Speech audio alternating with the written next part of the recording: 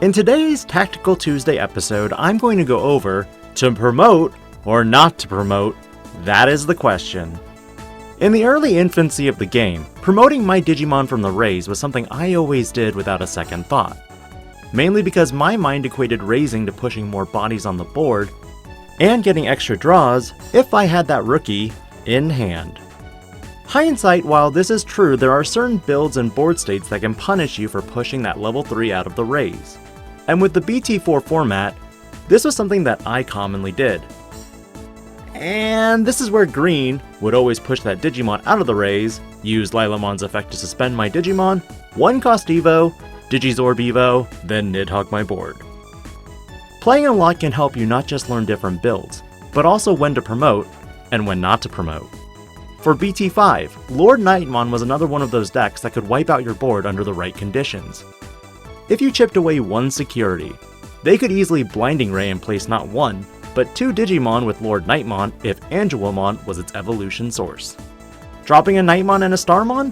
Minus 6000 DP total. Then Valderarm for another minus 7000 DP.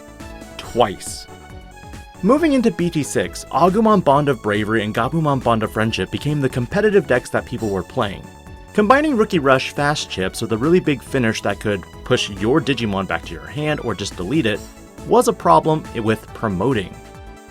That being said, it was typical for decks to avoid pushing their win conditions out if they couldn't, or leave any bodies out for Agumon decks to just get a free security trash.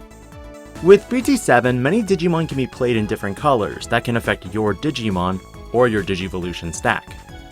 Take Red Hybrid for example.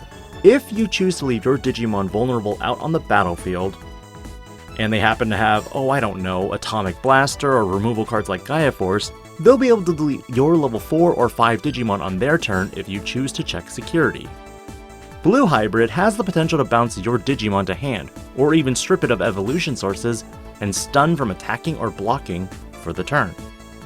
And finally, Green Hybrid can potentially suspend your Digimon and run over it with potential piercing from JP Shibuya, removing your security and board presence.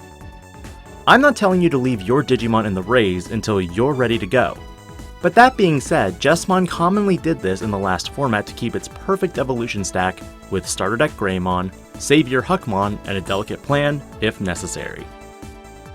For some players, BT6 became known as the raise meta, hiding your Digimon in the raise until you were 100% ready to go for an all-out assault. For Jesmon, pushing him up from the raise area and then committing one memory for a delicate plan made it very easy to get around security control and pretty much every other deck. The only out for this was Chikurimon. Depending on your matchup in the upcoming Next Adventure format, you may think twice before pushing that Digimon from the raise. That being said, there are some advantages for other decks.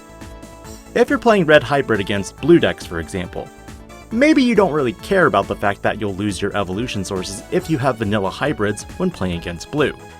Remember, red hybrids want to push hybrids in the trash. By doing so, this facilitates Emperor Greymon's appearance more quickly. As the game has progressed, do you always promote out of the raise when you can? Only because you want to get to your next egg and draw more cards off of the next Rookie Evo? Or do you keep an eye on the board state and have a worst case scenario in mind? Let me know your thoughts in the comments below.